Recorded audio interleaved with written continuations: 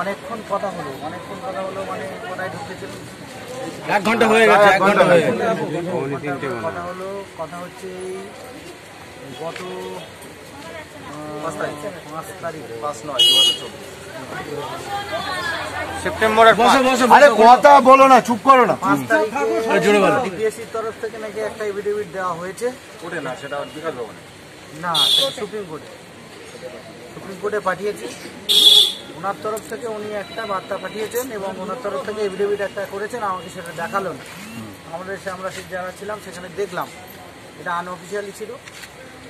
আমরা যেহেতু এখানে ধর্নায় বসেছি বা আন্দোলনে বসেছি বা এই যে প্রতিবাদ হচ্ছে, তার জন্য উনি সিনথেটি দিয়ে বললেন যে আমার তরফ থেকে আমি এফিডেভিট পাঠিয়েছি।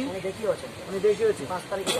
এবারে আমরা যখনই বলছি যে স্টেটের তরফ থেকে কোনো রিপ্লাই দেওয়া হচ্ছে না, বারবার অবজেকশন করা হচ্ছে, কোর্টে মেনশনও করা হচ্ছে না, সেক্ষেত্রে উনি ওনার তরফ থেকে আর কোনো দায়িত্ব নিতে পারছে না। মানে ওনার হায়ার অথরিটি বিকাশ ভবন, তাই উনি ওনার তরফ থেকে কিছু করা সম্ভব।